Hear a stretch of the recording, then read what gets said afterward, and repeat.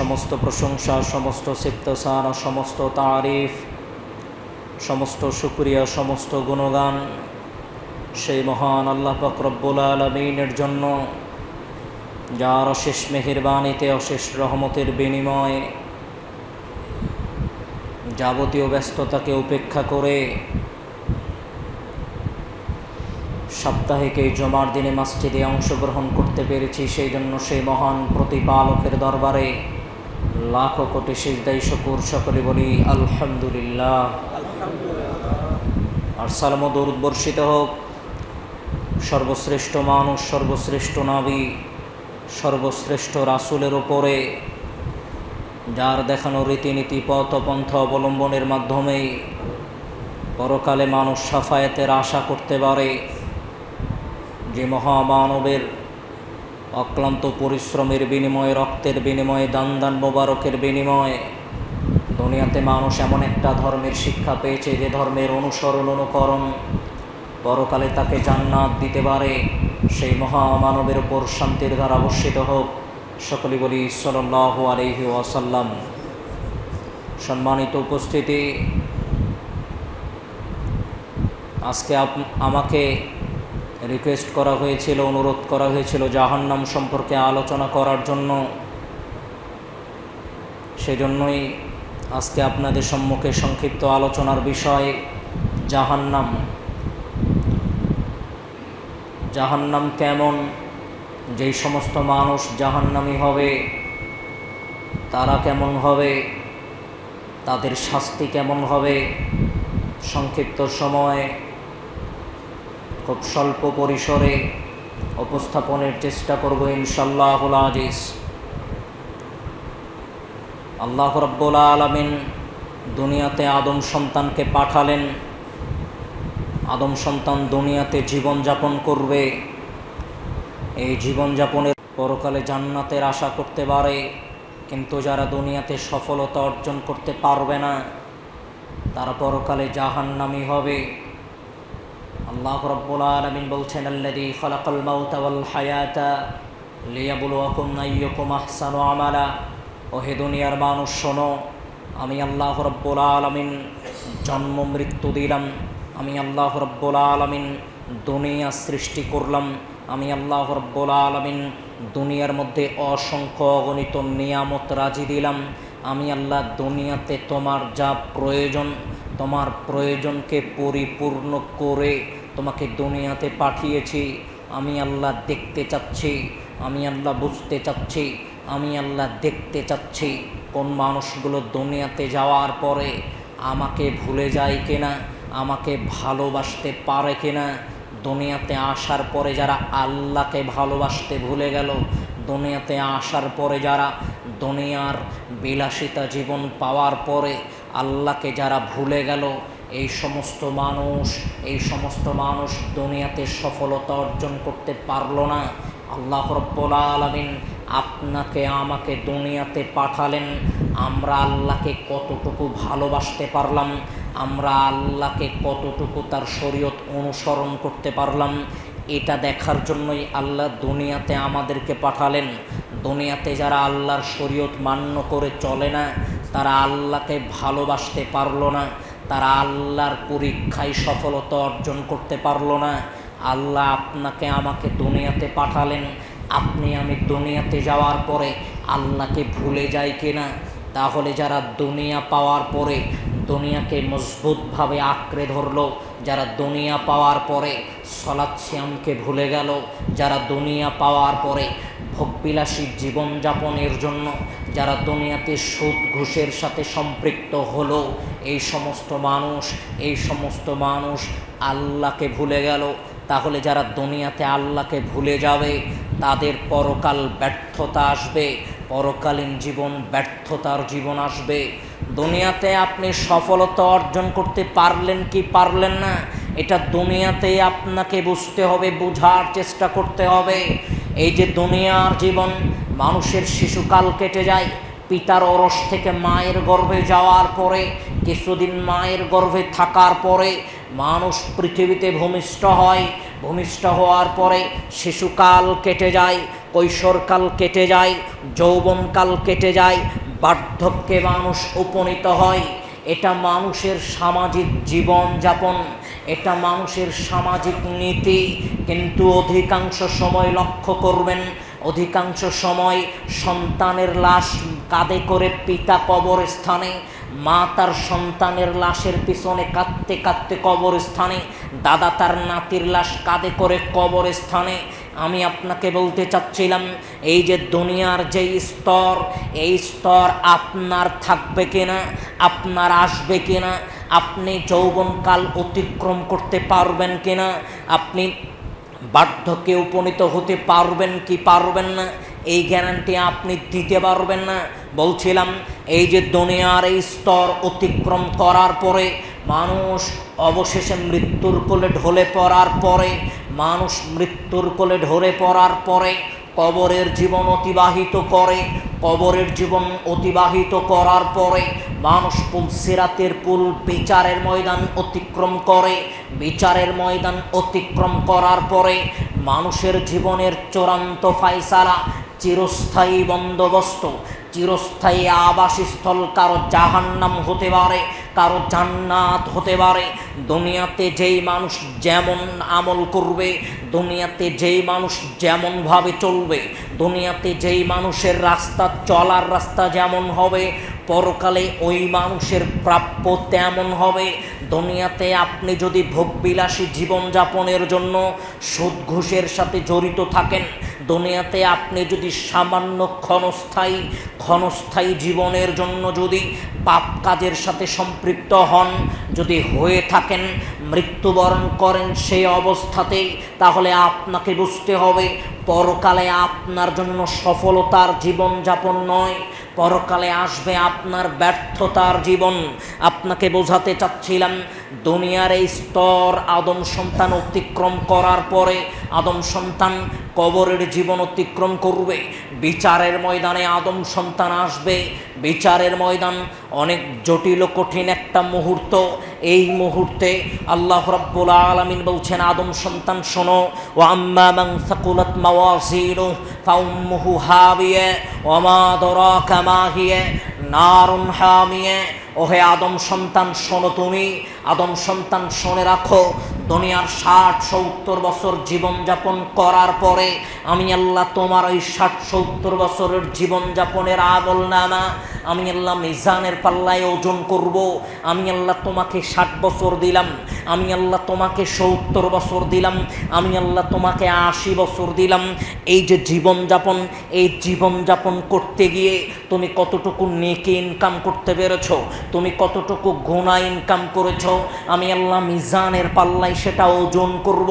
আদম সন্তান শোনো, তোমার ওই মিজানের পাল্লায় যদি নেকির পাল্লাটা হালকা হয়, পাপের পাল্লাটা যদি ভারী হয়, আদম সন্তান শোনো, আমি আল্লাহ তোমাকে হাবিয়া নামক জাহান্নামে নিক্ষেপ করব। হাবিয়া নামক জাহান্নামটা কি? উত্তপ্ত জ্বলন্ত এক আগুনের নাম জাহান্নাম। উত্তপ্ত এক জ্বলন্ত আগুনের নাম জাহান্নাম। আদম সন্তান যখন মিজানের পাল্লায় আদম সন্তানের নেকির পাল্লাটা হালকা হবে, আদম সন্তানের গুনার পাল্লাটা ভারী হবে, আল্লাহ রাব্বুল আলামিন ওই সমস্ত মানুষগুলোকে জাহান্নামে নিক্ষেপ করবেন। বিচারের ময়দানে মানুষ যদি তার মিজানের পাল্লায় নেকির পাল্লাটা ভারী করতে পারে, তার যদি নেকির পাল্লা ভারী হয়, তাহলেই সেই মানুষ সফলতা অর্জন করতে পারবে।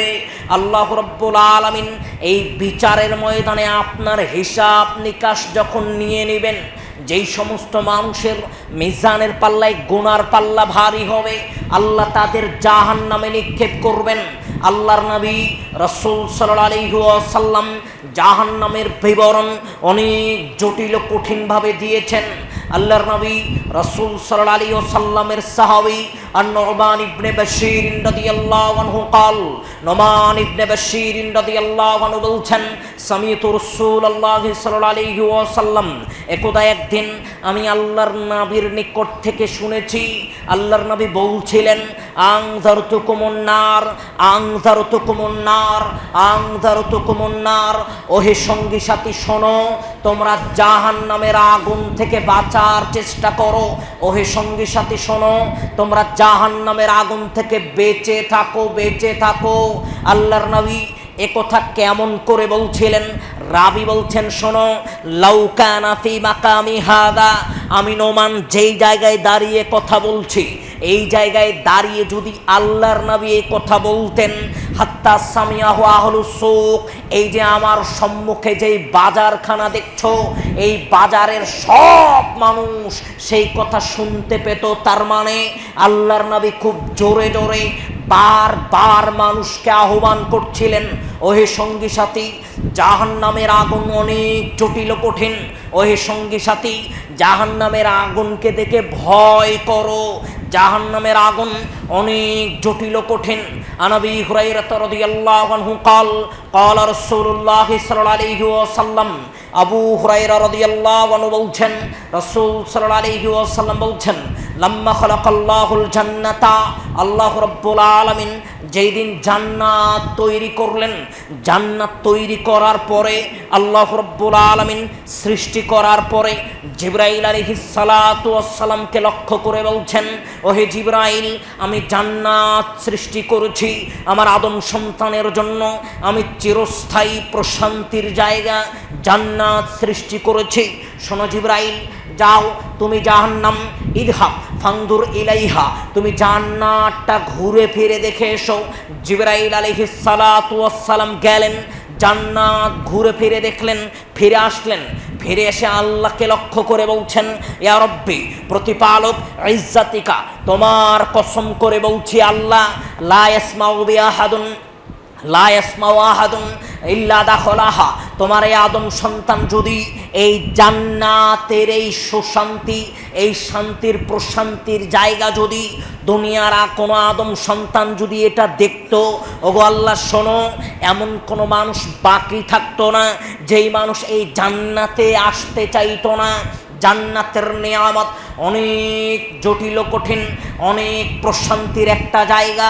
জান্নাতের নিয়ামতের বিবরণ আদম সন্তান দিতে পারবে না, কল্পনাও করতে পারবে না।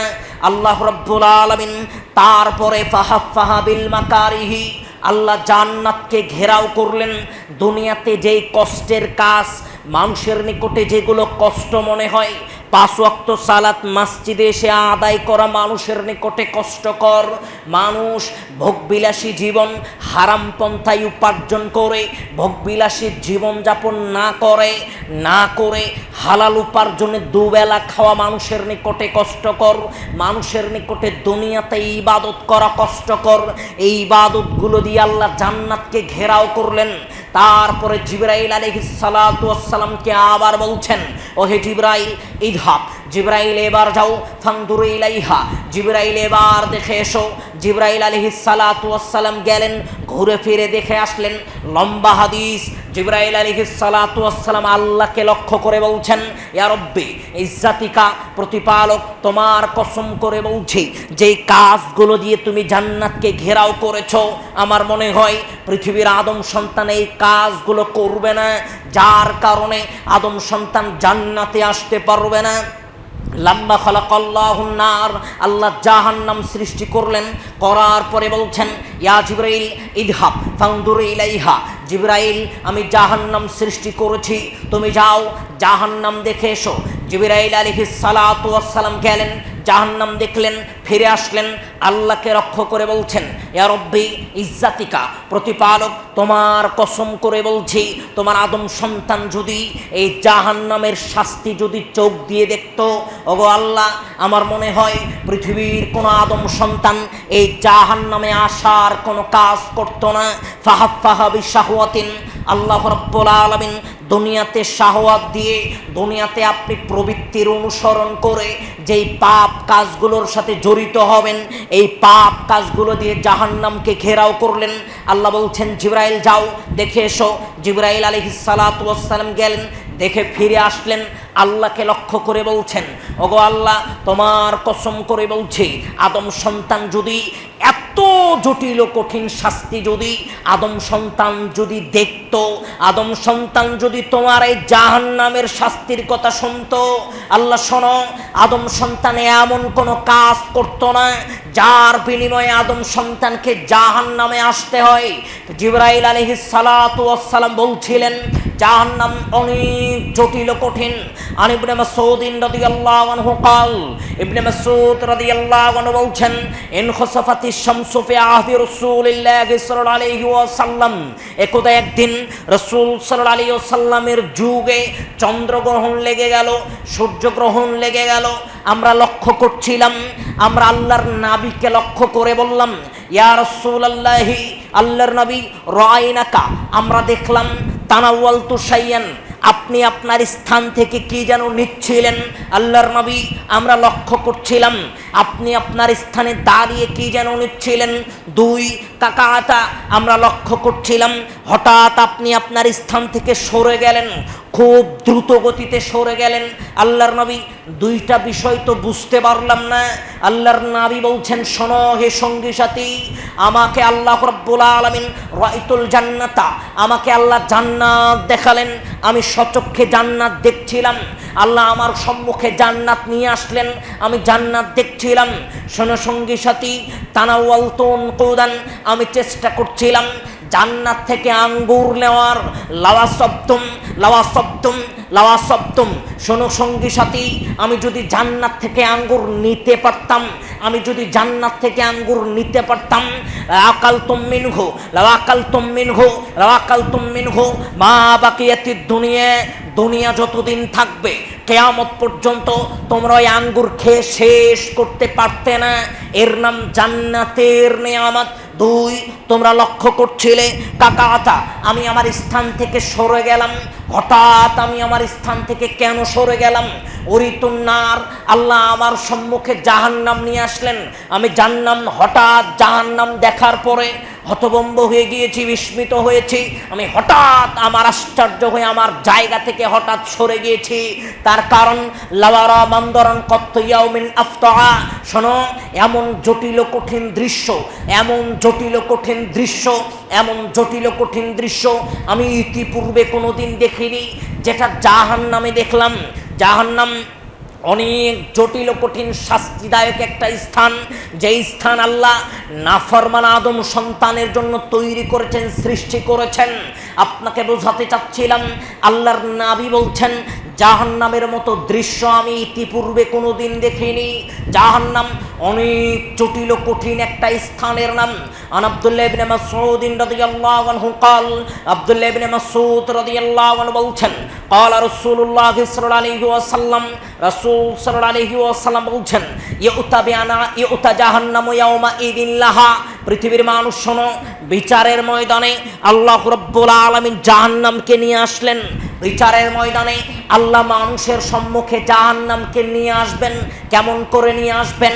আল্লাহর নবী বলছেন, শোনো, ৭০ আলফা জিমামিন, একটা জাহান্নামকে বিচারের ময়দানে নিয়ে আসতে হলে প্রয়োজন হবে ৭০,০০০ লাগাম বা রশির প্রয়োজন হবে। পৃথিবীর মানুষ শোনো, জাহান্নামকে মানুষের সম্মুখে নিয়ে আসতে হলে ৭০,০০০ লাগাম বা রশির প্রয়োজন হবে। মাকুল্লি জিমামিন ৭০ আলফা মালাকিন, আদম সন্তান শোনো, জাহান্নামকে নিয়ে আসতে হলে ৭০,০০০ লাগাম বা রশির প্রয়োজন। একটা লাগাম বা রশির সাথে থাকবে ৭০,০০০ ফেরেশতা। তাহলে আপনি বুঝেন তো, একটা লাগাম বা রশির সাথে যদি ৭০,০০০ ফেরেশতা থাকে, ৭০,০০০ লাগাম বা রশির সাথে কত ফেরেশতা থাকবে? আপনাকে একটু ভাবার জন্য বলছিলাম। আল্লাহ বলছেন, অজি আয়াউমা ইদিন বিজাহান্নাম ইয়াউমাইদি ইয়াতাযাক্কারুল ইনসান ওয়া আন্না লাহুদ যিকর।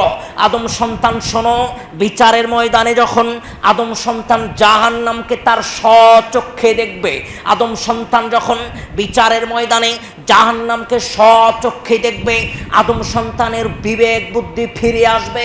আল্লাহ বলছেন সেই দিন আদম সন্তান অনুভব করতে পারবে, সেই দিন আদম সন্তানের বিবেক বুদ্ধি ফিরে আসবে। আদম সন্তান সেই দিন বুঝতে পারবে কেনই বা দুনিয়াতে পাপ করলাম, কেনই বা দুনিয়াতে আল্লাহর নাফরমানি করে চললাম। আল্লাহ বলছেন শোনো, আজকের দিনে তোমার বিবেক বুদ্ধি ফিরে এসে কোনো লাভ নেই। আজকের দিন চূড়ান্ত ফায়সালার দিন। আদম সন্তান জাহান্নাম স্বচক্ষে দেখার পরে চিন্তা চেতনা বিবেক বুদ্ধি আদম সন্তানের ফিরে আসবে। আপনাকে বলার চেষ্টা করছিলাম জাহান্নামের আকৃতি বড় ভয়ানক। আনা আবি সাঈদ খুদরি রাদিয়াল্লাহু আনহু قال قال رسول الله صلى الله عليه وسلم আবু সাঈদ খুদরি রাদিয়াল্লাহু আনহু বলছেন রাসূল সাল্লাল্লাহু আলাইহি ওয়াসাল্লাম বলছেন ইন্না সখরাতাল আযীমাতা, পৃথিবীর মানুষ শোনো, এটা ইবনে আব্বাস রাদিয়াল্লাহু আনহু বর্ণনা করেছেন। পৃথিবীর মানুষ শোনো, ইন্না সখরাতাল আযীমাতা লা তুলকা মিন শাফিরি জাহান্নাম, পৃথিবীর মানুষ শোনো, বিরাট আকারের একটা পাথর, বিরাট আকারের একটা পাথর আল্লাহ জাহান্নামের উপর থেকে ছেড়ে দিবেন। জাহান্নামের উপর থেকে ছেড়ে দিয়েছিলেন। পৃথিবীর মানুষেরও মা তুফদি ইলা কররিহা ৭০ আমান, ৭০ বছর পর্যন্ত সময় লাগবে, ৭০ বছর পর্যন্ত সময় লাগবে। মা তুফদি ইলা কররিহা, তবুও জাহান্নামের তলদেশে পৌঁছাবে না। কোটি কোটি মন ওজনের পাথর যদি জাহান্নামের উপর থেকে ছেড়ে দেওয়া হয়, ৭০ বছর পর্যন্ত সময় লাগবে, তবুও জাহান্নামের তলদেশে পৌঁছাবে না। জাহান্নামের গভীরতা কতটুকু আপনাকে একটু ভাবার জন্য বলছিলাম।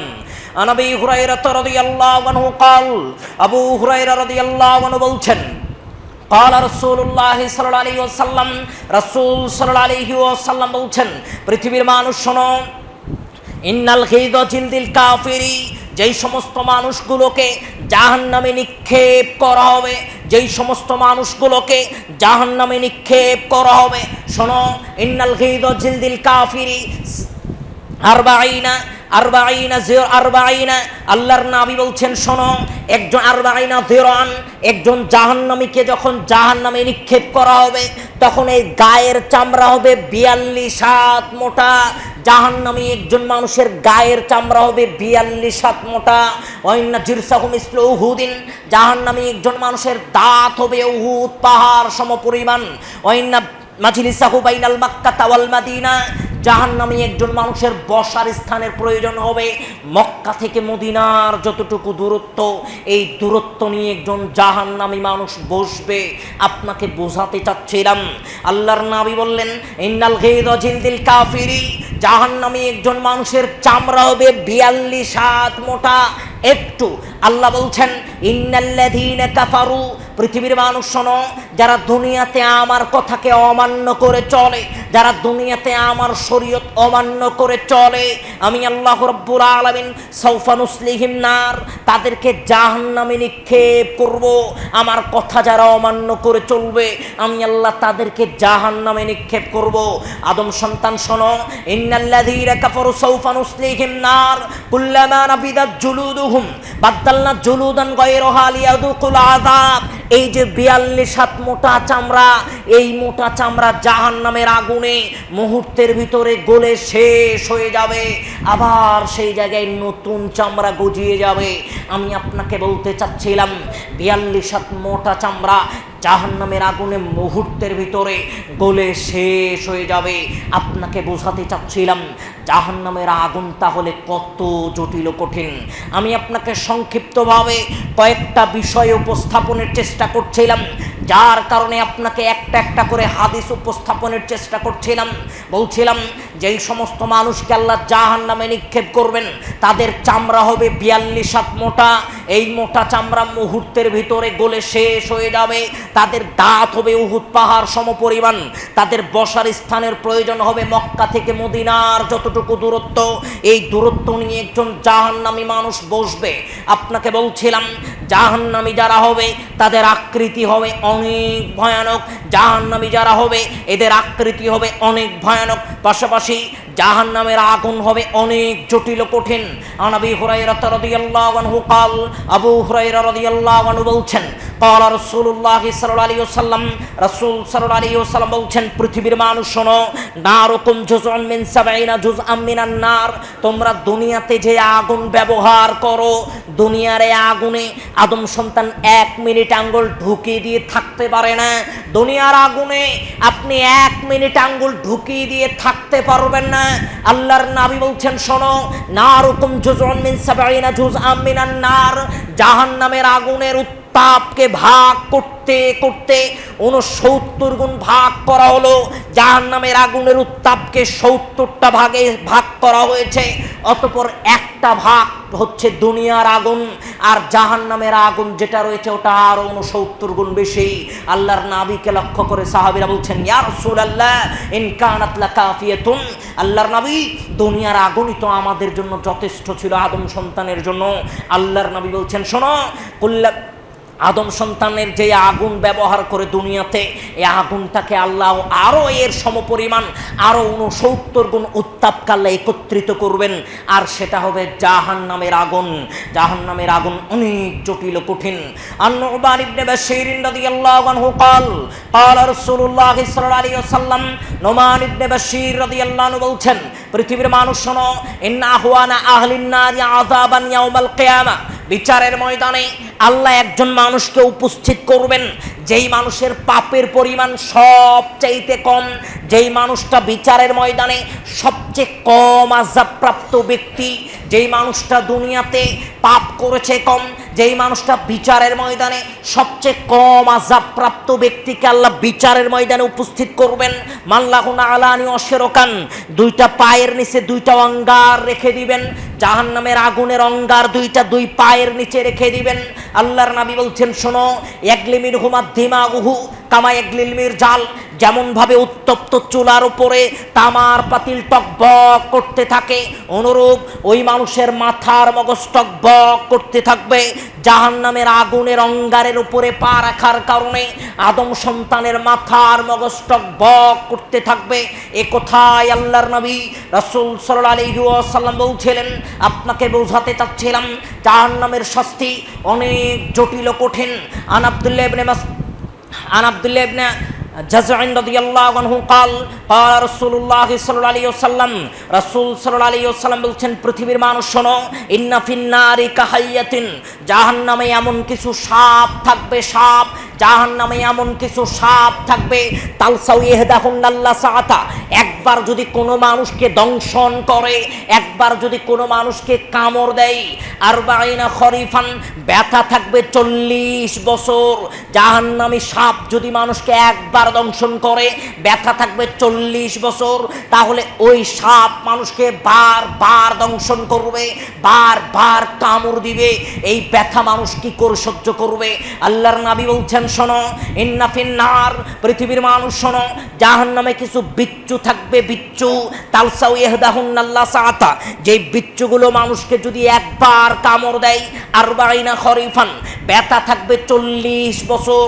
আদম সন্তান জাহান্নামী যারা হবে, এই সমস্ত মানুষগুলোকে বারবার তারা কামড় দিবে, দংশন করবে, তাহলে আদম সন্তান এই ব্যথা কিভাবে অনুভব করবে, কিভাবে এই ব্যথা সহ্য করতে পারবে? আনাস রাদিয়াল্লাহু আনহু قال, قال রাসূলুল্লাহ সাল্লাল্লাহু আলাইহি ওয়াসাল্লাম, আনাস রাদিয়াল্লাহু আনহু বলছেন, রাসূল সাল্লাল্লাহু আলাইহি ওয়াসাল্লাম বলছেন, পৃথিবীর মানুষ শোনো, ইন্না আহওয়ানা আহলিন নারি আযাবান, আল্লাহ রাব্বুল আলামিন বলছেন, লা আহওয়ানা আহলিন নারি আযাবান, পৃথিবীর মানুষ শোনো, যেই মানুষটার শাস্তি সব চাইতে কম হবে, এই মানুষটাকে আল্লাহ বিচারের ময়দানে উপস্থিত করবেন, করার পরে তাকে লক্ষ্য করে আল্লাহ বলবেন, ওহে আদম সন্তান, লাউ কানা ফি মাকামি হাদা, আদম সন্তানকে লক্ষ্য করে আল্লাহ বলবেন, লাউ আন্না লাকা মা ফিল আরদি জামিআ, ওহে আদম সন্তান শোনো, আমি আল্লাহ রাব্বুল আলামিন যদি গোটা আসমান এবং জমিনের মধ্যে যত সম্পদ রয়েছে, যত সোনা দানা, যত মণি মুক্তা রয়েছে আমি আল্লাহ যদি সব তোমাকে দিয়ে দেই, সব যদি আমি আল্লাহ তোমাকে দিয়ে দেই, ওহে আদম সন্তান, আকুনতা তাফতাদি বিহি, তুমি কি আজকের এই আযাব থেকে মুক্ত হতে চাইবে? আদম সন্তান বলবে, জি হ্যাঁ আল্লাহ।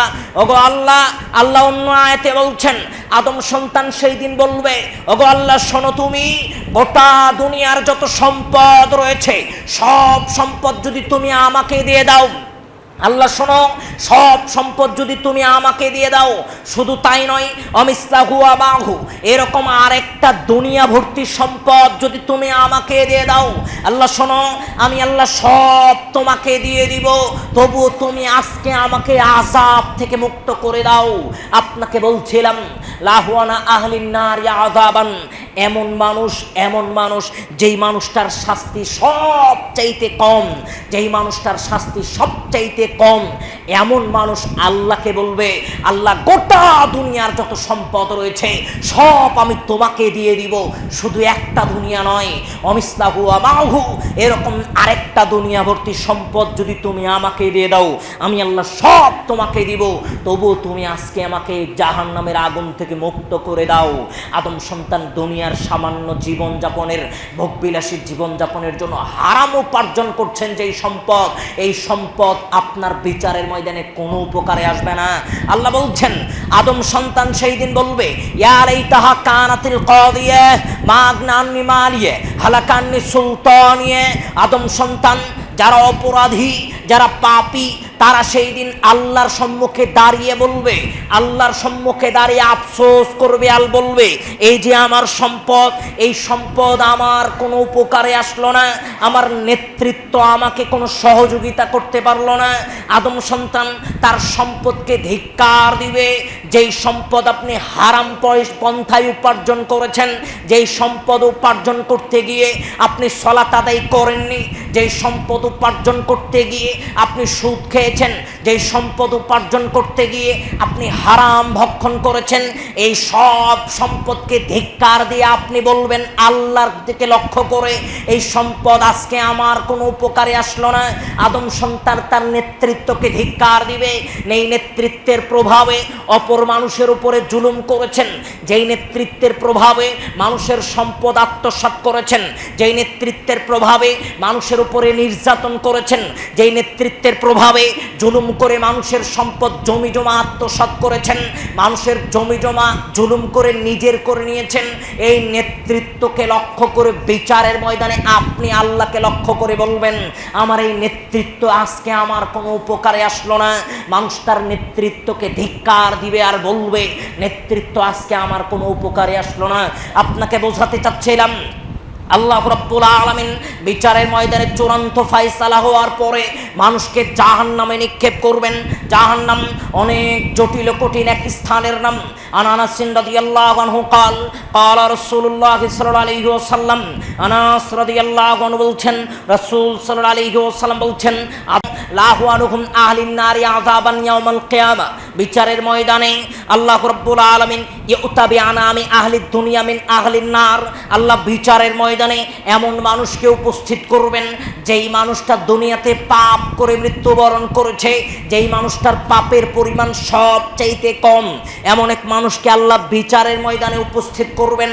করার পরে আল্লাহ রাব্বুল আলামিন শুধু একবার ফায়ুসবাগু সিবগাতান ফিন্নার, শুধু জাহান্নামে ঢুকাবেন আর বের করবেন, জাহান্নামে ঢুকাবেন আর বের করবেন। তারপরে আল্লাহ রাব্বুল আলামিন তাকে লক্ষ্য করে বলবেন, ওহে আদম সন্তান, তুমি কি দুনিয়াতে কোনোদিন কোনো সুখ শান্তি দেখতে পেয়েছো? ওই মানুষ আল্লাহকে লক্ষ্য করে বলবে, জি না আল্লাহ, দুনিয়াতে কোনো সুখ শান্তি আমি দেখতে পাইনি।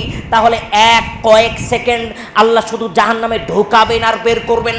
তারপরে দুনিয়ার সবচাইতে ভোগবিলাসী জীবনযাপন করা ব্যক্তিকে লক্ষ্য করে আল্লাহ বলবেন, ওহে আদম সন্তান, দুনিয়াতে কি হালমার রবিকা নাইমুন কত্তুন, তুমি কি দুনিয়াতে কোনো ভালো জিনিস দেখতে পেয়েছিলে ইতিপূর্বে কি তুমি কোনো সুখ শান্তি দেখতে পেয়েছিলে? ওই মানুষ আল্লাহকে লক্ষ্য করে বলবে, জি না আল্লাহ, ইতিপূর্বে আমি কোনোদিন সুখ শান্তি বলে কোনো জিনিস অনুভব করিনি। জাহান্নামে কয়েক সেকেন্ডের জন্য ঢুকানোর পরে ওই মানুষ যদি জাহান্নামের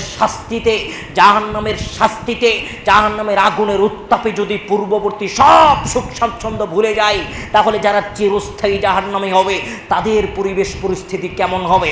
আল্লাহ রাসূল সাল্লাল্লাহু আলাইহি ওয়াসাল্লাম বলছেন, আল্লাহ রাব্বুল আলামিন ইউতাবিয়ানা আমি আশাদ্দিন নাসি বুসান ফিদ দুনিয়া, দুনিয়াতে যেই মানুষটা সবচাইতে কষ্ট করে জীবনযাপন করেছে, দুনিয়াতে যেই মানুষটা দুবেলা না খেয়ে থেকেছে, এক বেলা খেয়েছে, তবুও সুদের টাকা খায়নি, ঘুষের টাকা খায়নি, জীবনে কোনোদিন পাপের সাথে জড়িত হওয়ার চেষ্টা করেনি, যেই মানুষটা দুনিয়াতে কষ্ট করে জীবন যাপন করেছে, এই মানুষটাকে আল্লাহ বিচারের ময়দানে উপস্থিত করবেন। করার পরে আল্লাহ রাব্বুল আলামিন ফায়াসবাগু সিবগাতান ফিল জান্নাত, শুধু জান্নাতে ঢুকাবেন আর বের করবেন। তারপরে আল্লাহ তাকে লক্ষ্য করে জিজ্ঞাসা করবেন, ওহে আদম সন্তান, দুনিয়াতে তুমি কি কোনো কষ্ট ক্লেশ দেখতে পেয়েছো? আদম সন্তান আল্লাহকে বলবে, জি না আল্লাহ, আজকের পূর্বে আমি কোনোদিন কষ্টে ছিলাম এটা আমার স্মরণ নেই। আজকের পূর্বে আমি কোনোদিন কষ্টে ছিলাম এটা আমার স্মরণ নেই।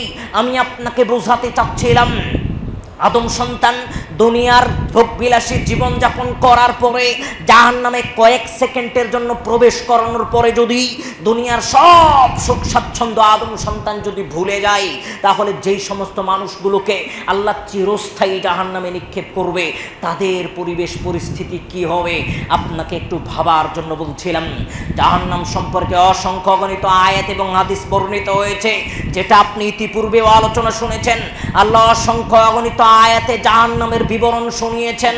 সাউসলিহি সাকার ওয়া মা আদরাকা মা সাকার লা তুবকি ওয়া লা তাদার লাওয়াহাতুল লিল বাশার। আল্লাহ বলছেন ওই সমস্ত মানুষগুলোকে সাকার নামক জাহান্নামে নিক্ষেপ করা হবে। ফেরেশতারা তাদেরকে ধাওয়া করে জাহান্নামে নিক্ষেপ করবে, ধাওয়া করে জাহান্নামের দিকে নিয়ে যাবে। আল্লাহ রাব্বুল আলামিন বলছেন, যখন ফেরেশতারা আদম সন্তানকে ধাওয়া করে জাহান্নামের দরজায় নিয়ে যাবে, যখন আদম সন্তান জাহান্নামের দরজায় উপস্থিত হবে, ফেরেশতারা তাদেরকে লক্ষ্য করে বলবে, ওহে আদম সন্তান, তোমাদের নিকটে কি ফেরেশতারা যায়নি? তারা কি তোমাদের এই জাহান্নামের শাস্তির কথা বলেনি? তারা কি তোমাদের এই জাহান্নামের আযাবের কথা বলেনি? তারপরেও তোমরা জাহান্নামে কেন? আদম সন্তান সেই দিন তাদের বলবে, জি হ্যাঁ, আমাদের সম্মুখে ফেরেশতারা গিয়েছিল, আমাদেরকে লক্ষ্য করে রাসূলেরা গিয়েছিল, আমাদেরকে লক্ষ্য করে রাসূলগণ নবীগণ উপদেশ দিয়েছে, কিন্তু আমরা মান্য করিনি, আমরা মানিনি। এই আদম সন্তানগুলোকে জাহান্নামে যেতে হবে। যারা আল্লাহর আদেশকে অমান্য করে চলছে, আল্লাহর আদেশকে যারা অমান্য করে চলে, এই সমস্ত মানুষগুলোকে আল্লাহ জাহান্নামে নিক্ষেপ করবেন। মনে রাখবেন, জাহান্নাম অনেক জটিল কঠিন স্থান, জাহান্নাম অনেক জটিল কঠিন স্থান, যেটা আল্লাহ এবং তার নবীর বর্ণনায় এসেছে। মানুষ যখন জাহান্নামে নিক্ষেপ করবে, মানুষের মুহূর্তের ভিতরে মানুষের এই চামড়া গলে পচে শেষ হয়ে যাবে, আবার সেই জায়গায় চামড়া গজিয়ে যাবে। কেন? আল্লাহ বলছেন লিয়াজুকুল আযাব, যেন তুমি পরিপূর্ণ আযাব ভোগ করতে পারো। এই জন্যই আমি আল্লাহ তোমার চামড়া গলিয়ে দিব, আবার সেই জায়গায় চামড়া গজিয়ে দিব, আবার গলিয়ে দিব, আবার চামড়া গজিয়ে দিব। তার কারণ লিয়াজুকুল আযাব, যাতে তুমি পরিপূর্ণ আযাব ভোগ করতে পারো। ওয়া আখিরি দাওয়ানা আলহামদুলিল্লাহি রাব্বিল আলামিন।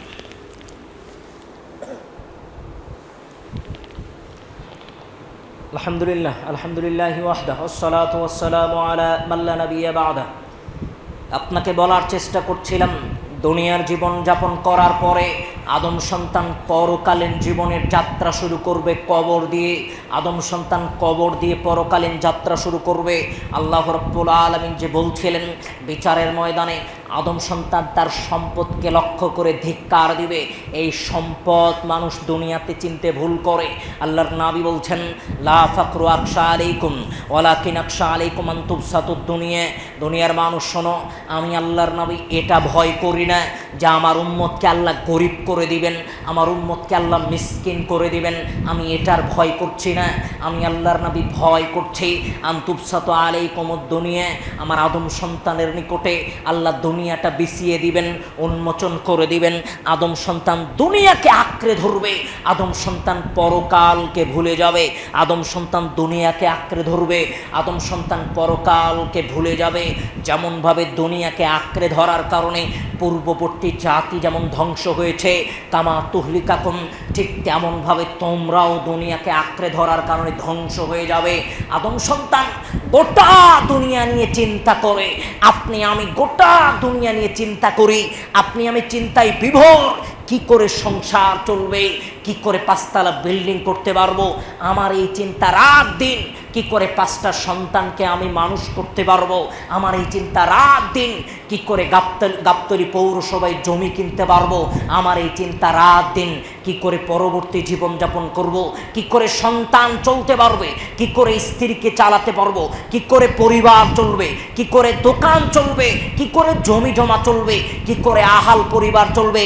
আদম সন্তান দুনিয়ার সব কিছু চিন্তা করলো, কিন্তু আদম সন্তান নিজের জন্য কোনোদিন কিছু চিন্তা করেনি। আপনি নিজের জন্য চিন্তা করলেন না, তার মানে আপনি কোনোদিন এটা চিন্তা করলেন না কবরের পরে আমার কি হবে, কবরের জীবনযাপনের পরে আমার কি হবে। আদম সন্তান এটা চিন্তা করলো না বিচারের ময়দানে আমার অবস্থা কি হবে। আদম সন্তান এটা চিন্তা করলো না মিজানের পাল্লায় আমার আমল নামা কি হবে। আদম সন্তান এটা চিন্তা করলো না জাহান্নামে নিক্ষেপের পরে আমার অবস্থা কি হবে। আদম সন্তান দুনিয়ার সব কিছু নিয়ে চিন্তা ভাবনা করে, আদম সন্তান দুনিয়ার সব কিছু নিয়ে পরামর্শ করে, চিন্তা ভাবনা করে। আদম সন্তান নিজের জন্য চিন্তা ভাবনা করে না। আদম সন্তান দুনিয়াকে এমনভাবে আঁকড়ে ধরেছে যেন দুনিয়াটাই তার নিকটে সব কিছু। 1 মিনিট আপনাকে একটু বলি, দেখেন তো, ভেবে দেখেন তো, আল্লাহ রাব্বুল আলামিন আপনাকে লক্ষ্য করে বলছেন, আল্লাহ আপনাকে লক্ষ্য করে বলছেন, ওহে আদম সন্তান, আমি তোর রব, আমি তোর প্রতিপালক, আমি তোর রব, আমি তোকে সৃষ্টি করেছি। ওহে আদম সন্তান, আমি তোকে রিজিক দেই। ওহে আদম সন্তান, আমি তোকে লালন পালন করি। ওহে আদম সন্তান, আমি তোকে খাওয়াই। ওহে আদম সন্তান, আমি তোকে পড়াই। আমি তোর একমাত্র মালিক। আমি তোকে বিপদ আপদ থেকে মুক্ত রেখেছি। আমি আল্লাহ তোর ব্যবসায় বরকত দিয়েছি। আমি আল্লাহ তোর জমি জমায় বরকত দিয়েছি। আমি আল্লাহ তোর রোজগারে বরকত দিয়েছি। আমি আল্লাহ তোর আহাল পরিবারে বরকত দিয়েছি। আমি আল্লাহ তোকে দুশ্চিন্তা মুক্ত করে রেখেছি। আমি আল্লাহ তোকে অসুস্থতা থেকে সুস্থ রেখেছি। ওহে আদম সন্তান, আমি আল্লাহ মসজিদ থেকে তোকে আহ্বান করছি, একটু আয় মসজিদে আমার সাথে সাক্ষাৎ করে আবার চলে যা, আবার তোর কর্মে চলে যা। ওহে আদম সন্তান, 15 মিনিটের জন্য আমার সাথে একটু সাক্ষাৎ করে যা। তখন আপনি আমি কাকে বলছি? আল্লাহকে লক্ষ্য করে বলছি, ওগো আল্লাহ, আমার হাতে সময় নাই, আমি এখন গাড়ি চালাচ্ছি। আমার হাতে সময় নাই, আমি এখন ব্যবসা করছি।